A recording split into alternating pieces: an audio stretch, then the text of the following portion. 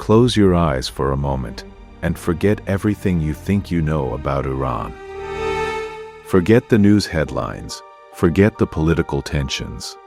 Forget the image that has been carefully constructed and fed to the Western world for over 4 decades. Because what we are about to show you is a country that almost no outsider ever gets to truly see. A country of 85 million people with one of the oldest and most sophisticated civilizations in all of human history. A land where 7,000 years of art, poetry, science, and culture breathe through every stone, every bazaar, every family dinner table. A country where strangers will invite you into their home before they even know your name. Where ancient Persian hospitality runs deeper than any political divide. Where some of the most breathtaking landscapes on planet Earth sit completely unseen by the outside world. This is Iran. Not the Iran of the headlines, the real Iran. And what you are about to see will change everything. Let us start with the facts, because the gap between what the world believes about Iran and what Iran actually is may be the greatest misunderstanding of our modern age. Iran is not a desert wasteland. It is home to some of the most diverse geography on Earth. Snow-capped ski resorts in the Alborz Mountains where young Iranians snowboard on weekends. Lush green forests along the Caspian Sea coast that look more like Northern Europe than the Middle East. Turquoise lakes, vast ancient forests, and yes, extraordinary deserts unlike anything else on the planet. Iran has the 18th largest economy in the world. It has one of the highest rates of university education in the entire Middle East. Over 60% of Iranian university students are women. Iran produces more science and engineering graduates per capita than most European nations. Tehran, the capital city, is home to over 15 million people. It has a functioning metro system, world-class hospitals, contemporary art museums, and a cafe culture that would feel completely familiar to anyone from Paris or London. The Tehran that Iranians actually live in looks almost nothing like the Tehran that appears in Western news reports. But perhaps the single most shocking truth about Iran for first-time visitors is the people themselves. Iran consistently ranks among the top countries in the world for hospitality towards strangers. Travelers who visit Iran describe being stopped on the street by families insisting they come for dinner, being handed gifts by complete strangers, being guided through cities by locals who refuse to accept any payment for their time. This is not occasional kindness. In Iran, hospitality toward guests is a deep cultural and spiritual obligation called ta'aruf, a centuries-old Persian tradition that governs social interaction and places the comfort and dignity of a guest above almost everything else. It is woven into the DNA of Iranian culture as deeply as the poetry of Rumi and Hafez. To understand Iran, you must first understand the sheer depth of what this land has witnessed. Because while Rome was still a collection of mud huts on the banks of the Tiber River, Persia was already a civilization of extraordinary sophistication. The Persian Empire at its peak was the largest empire the ancient world had ever seen, stretching from the borders of modern Greece all the way to the edges of India, from Egypt in the south to Central Asia in the north. At its height, the Persian Empire governed over 44% of the entire world's population, a record that has never been broken in all of human history. Persepolis, the ceremonial capital of the Achaemenid Empire, built by Darius the Great in 515 BC, walk through its ruins today and you will find yourself standing beneath columns that rise 20 meters into the sky, carved from single pieces of stone, transported hundreds of miles without wheels or machinery. The stone reliefs that line the staircases of Persepolis show delegations from 23 different nations bringing tribute to the Persian king. Greeks, Egyptians, Indians, Babylonians, Ethiopians, all carved with extraordinary detail and dignity, not as conquered slaves but as proud representatives of their own nations. This alone tells you something profound about Persian civilization. Even in conquest, there was a code of respect. But Persia's contribution to human civilization goes far beyond military conquest. The world's first declaration of human rights was written by a Persian king, Cyrus the Great, upon conquering Babylon in 539 BC, issued what historians now call the Cyrus Cylinder, a clay document that declared freedom of religion, the abolition of slavery, and the right of conquered peoples to return to their homelands. This document, now housed in the British Museum in London, predates the Magna Carta by nearly 1,800 years. The concept of human rights that the modern world considers a Western invention was first written down in Persian by a Persian king on Persian soil. Iran is also the birthplace of some of humanity's greatest intellectual achievements. Algebra was developed by the Persian mathematician Al-Khwarizmi in the 9th century. The word algorithm comes directly from his name. The foundations of modern medicine were laid by the Persian physician Ibn Sina, known in the West as Avicenna, whose canon of medicine was the standard medical textbook in European universities for over 600 years. The poetry of Rumi, born in Persian-speaking Khorasan in the 13th century, is today the best-selling poetry in the United States. An Iranian poet, writing in Persian, 8 centuries ago, still outselling every other poet on earth today. And then there is the land itself. Because of the history and the people of Iran are extraordinary, the landscapes are simply beyond description.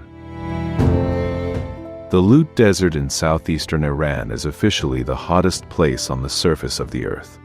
In 2005, NASA satellites recorded a surface temperature of 70.7 degrees Celsius in the Lut, hotter than any other point measured anywhere on our planet. And yet this extreme environment has created something of breathtaking beauty. The coluts of the Lut Desert are wind-carved rock and sand formations that rise up to 70 meters high, stretching across hundreds of kilometers of absolute emptiness. At sunset, the light turns these formations into something that looks more like an alien planet than anywhere on Earth. Film directors have described it as the most naturally cinematic landscape they have ever seen. And almost no Western tourist has ever stood there. Travel just a few hundred kilometers north and you enter a completely different world. The Dasht-e-Kavir, Iran's Great Salt Desert. Here the ground is covered in a crust of crystallized salt that stretches to every horizon. It glows white under the midday sun. At dawn, it turns pink and gold. Ancient caravans once crossed this impossible landscape on the Silk Road, guided only by stars and the desperate hope of reaching the next oasis. In the northwest of Iran, near the city of Tabriz, sits one of the most extraordinary geological formations in the entire Middle East. The Kandavan village, a community of homes carved directly into ancient volcanic rock formations that resemble enormous stone beehives. People have been living in these cave homes continuously for over 700 years. And today, families still live there, cook there, sleep there, inside rocks that were formed by volcanic eruptions millions of years ago. It is a living, breathing, ancient village, still occupied, still functioning, and almost completely unknown outside of Iran. Then there are the forests of Gilan and Mazandaran provinces along the Caspian Sea coast. This is Iran that almost nobody in the outside world knows exists. Dense ancient forests that cascade down mountain slopes directly into the sea. Villages hidden in valley mist. Rice paddies terraced up hillsides, waterfalls dropping through green jungle canopy. This northern strip of Iran receives more annual rainfall than London. It looks more like the rainforests of Southeast Asia than anything the outside world associates with Iran, and it is home to some of the most genuinely unspoiled natural landscape remaining anywhere in the Middle East. But perhaps the most powerful thing about Iran is not its history or its landscapes. It is the texture of everyday life, the ordinary, extraordinary existence of 85 million people living in a country the outside world has reduced to a single dimension. The Iranian day begins with bread, specifically the thin, crispy flatbread called sangak, baked fresh every morning in bakeries across every city and village in the country. By 6 a.m., lines are already forming outside neighborhood bakeries.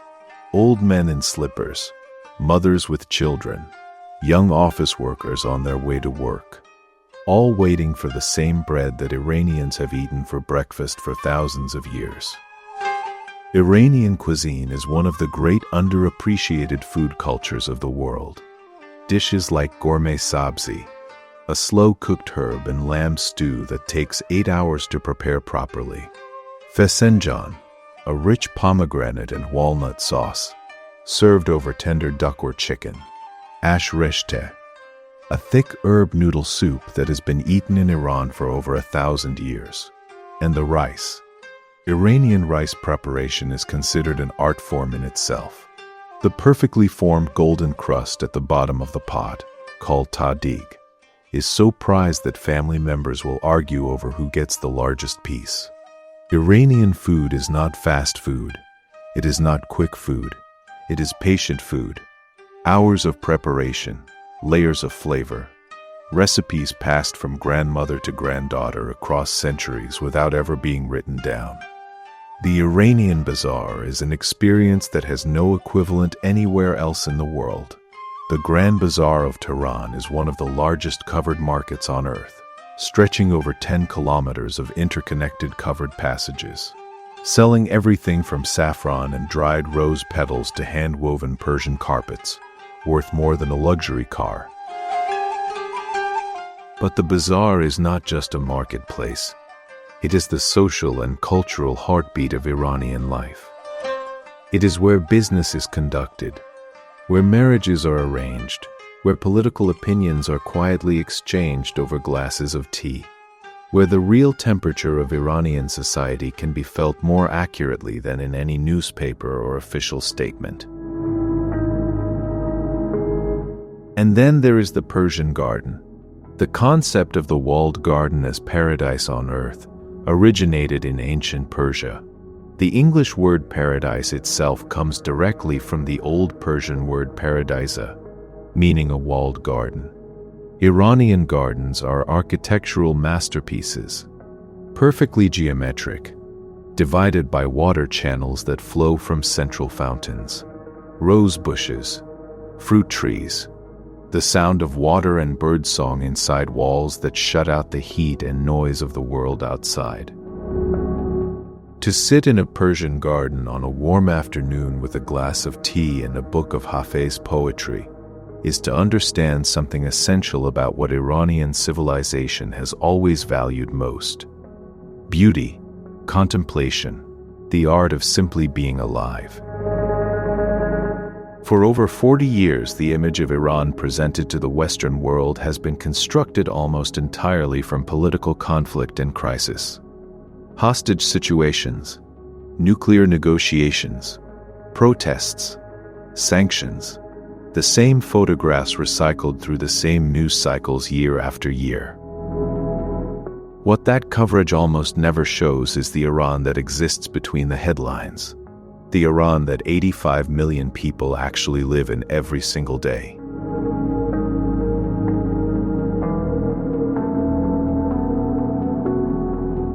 Iran has one of the most vibrant underground art scenes in the entire world. Tehran's contemporary art scene produces painters, sculptors, photographers, and installation artists who regularly show work at major international galleries. The Tehran Museum of Contemporary Art holds one of the most valuable collections of Western art outside of Europe and North America. Warhol, Pollock, Picasso, Hockney, hanging in Tehran, almost never discussed. Iranian cinema is internationally recognized as among the finest in the world. Directors like Abbas Kiarostami, Asghar Farhadi and Majid Majidi have won Academy Awards, Palme d'Or prizes at Cannes, and Golden Bears at Berlin. Farhadi's film A Separation won the Oscar for Best Foreign Film and received a 15-minute standing ovation at the Berlin Film Festival. Iranian filmmakers, working under significant restrictions, have produced some of the most moving, honest, and humanly precise cinema of the last 30 years. Art made under pressure, and it has spoken to audiences in every country on earth. Then there is the music. Official Iranian music policy is restrictive, but beneath the surface, Iran has a music culture of extraordinary richness. Classical Persian music, with its quarter-tone scales and ancient modal structures, is one of the most complex and sophisticated musical traditions in human history. Underground rock bands, jazz musicians, and electronic music producers create and share their work through private networks and social media, reaching millions of young Iranians hungry for creative expression. And the women of Iran, far from the passive, suppressed figures that Western media so often portrays, Iranian women are among the most educated, professionally accomplished, and culturally influential in the entire region. Iranian women have won Nobel Prizes, led international organizations, published novels that have been translated into dozens of languages, competed at Olympic Games, run businesses, practiced medicine and law. The story of Iran is not the story of its government. It is the story of its people, and those are two very different stories. To travel through Iran is to move through layers of time, because almost every major Iranian city contains within it the physical evidence of civilizations stretching back thousands of years, built on top of each other, layer by layer, century by century. Isfahan, half the world, as the old Persian saying goes, because when you stand in the center of Naqsh Jahan Square and turn slowly in a full circle, you understand immediately why. This single square, built in the 17th century by Shah Abbas the Great, is one of the largest public squares in the entire world. Ringed by the Sheikh Lotfallah Mosque, whose interior dome tiles change color from cream to pink to gold depending on the angle of sunlight. The Ali Kaput Palace, with its extraordinary music room whose walls are carved into the shapes of musical instruments to perfect the acoustics. And the Royal Bazaar, stretching for kilometers in every direction beneath vaulted ceilings of intricate tilework. Yazd, perhaps the most extraordinary urban environment in all of Iran, a city built almost entirely from mud brick that has been continuously inhabited for over 7,000 years, making it one of the oldest living cities on Earth. The skyline of Yazd is dominated not by steel and glass but by ancient wind towers called bajirs. Tall, elegant structures that catch the slightest desert breeze and channel it down into the rooms and water cisterns below, creating a natural air conditioning system that has kept Yazd livable in 45-degree desert heat for millennia. Beneath Yazd lies an ancient network of underground water channels called qanats. Some of these tunnels stretch for over 70 kilometers underground, carrying water from distant mountains to desert communities without losing a single drop to evaporation. This ancient Iranian engineering system, developed over 3,000 years ago, is now a UNESCO World Heritage System and is being studied by water engineers trying to solve modern drought challenges. And Shiraz, the city of poets, roses and nightingales, home to the tombs of Hafez and Saadi, two of the greatest poets in all of human literature. Every evening, Iranians from across the country make pilgrimage to the tomb of Hafez in his rose garden. They sit among the flowers as the sun goes down. They read his poetry aloud. They ask his spirit for guidance by opening his book at random and reading whatever verse appears. A tradition called Faleh Hafez, seeking wisdom from a poet who died 600 years ago, still practiced, every single day.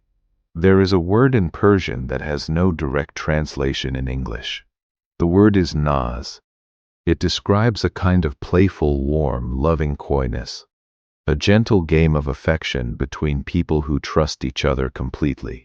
It can only exist between people who feel genuinely safe with one another.